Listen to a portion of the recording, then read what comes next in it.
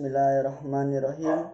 Assalamualaikum warahmatullahi wabarakatuh.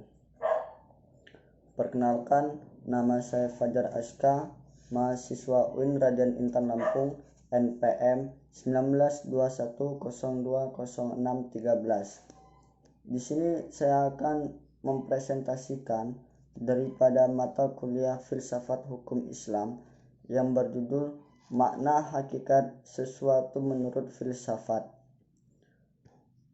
Definisi hakiki atau esensial adalah pernyataan hakikat sesuatu, yaitu suatu pengertian yang abstrak hanya mengandung unsur-unsur pokok yang diperlukan untuk memahami suatu golongan tertentu dan untuk membedakannya dari golongan-golongan lain. Sehingga sifat-sifat golongan tersebut tidak termasuk dalam hakikat sesuatu itu. Definisi disebut dalam ilmu mantik, yaitu logika, sebagai jami', yaitu memuat, dan mani', yaitu menolak, adalah definisi yang paling penting dalam ilmu pengetahuan dan filsafat.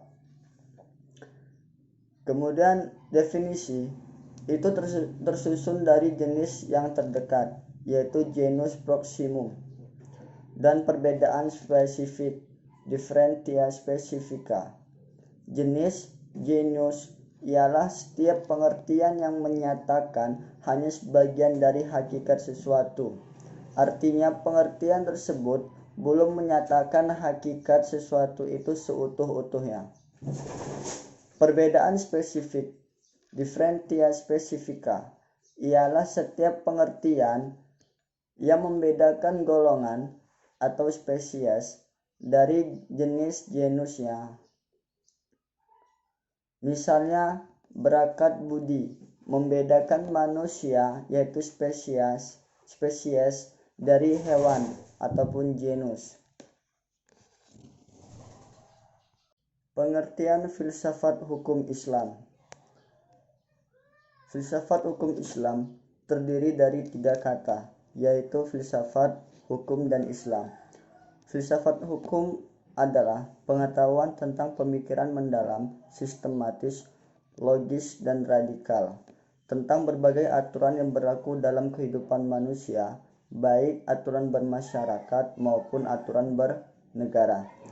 Hukum adalah peraturan-peraturan tentang perbuatan dan tindak laku manusia dalam lalu lintas kehidupan. Secara singkat, hukum berarti ketetapan. Adapun pengertian filsafat hukum Islam adalah kajian filosofis tentang hakikat hukum Islam, sumber asal muasal hukum Islam, dan prinsip penetapannya,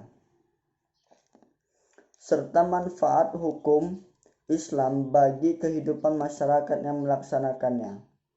Dengan demikian, yang dimaksud dengan filsafat hukum Islam adalah setiap kaidah, asas, mabda', aturan-aturan pengendalian masyarakat pemeluk agama Islam. Kaidah-kaidah itu dapat berupa seperti Al-Quran, As-Sunnah, pendapat sahabat dan tabi'in, ijma' ulama, fatwa, lembaga keagamaan. Filsafat hukum Islam diartikan pula dengan istilah hikmah at-tashri'. Faktor yang menjadi ciri filsafat hukum Islam. Yang pertama, wacana atau argumentasi, menandakan bahwa filsafat memiliki kegiatan berupa pembicaraan yang mengandalkan pada pemikiran, rasio tanpa verifikasi uji empiris.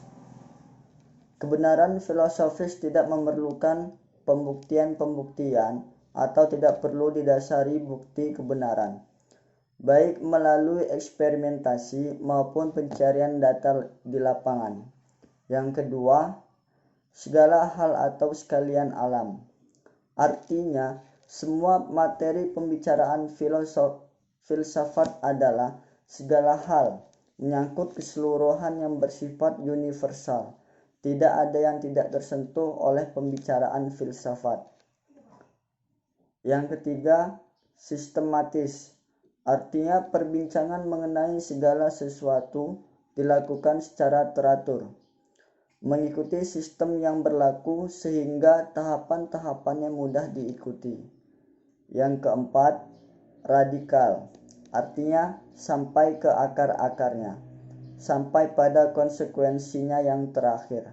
Perbedaannya dengan pengetahuan adalah adanya asumsi sebagai titik tolak yang disebut sebagai keyakinan filsafati, philosophical belief. Dan yang terakhir, kelima, hakikat, merupakan istilah yang menjadi ciri khas filsafat. Hakikat adalah pemahaman atau hal yang paling mendasar.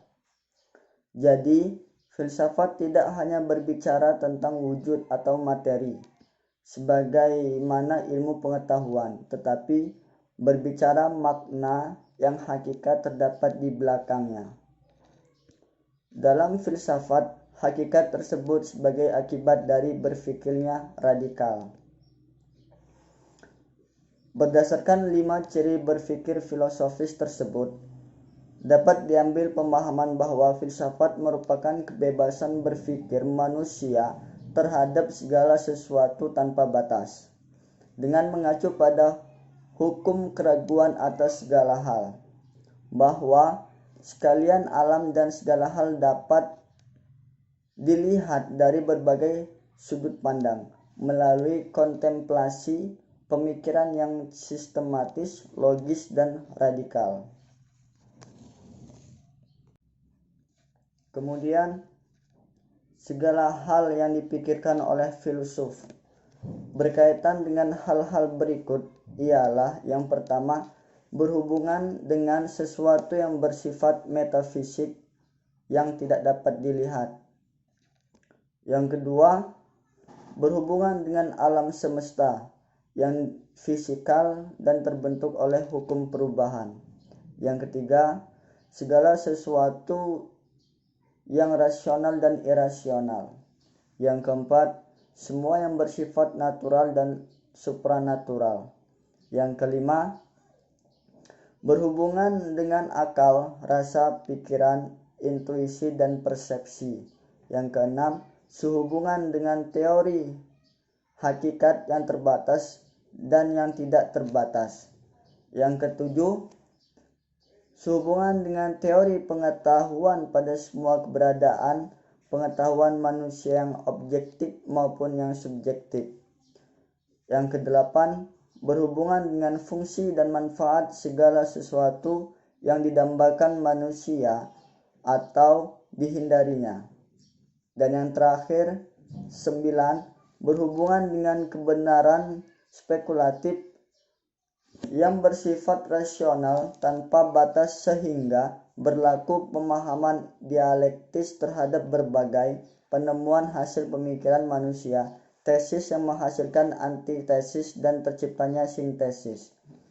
Sekian dan terima kasih presentasi yang saya sampaikan.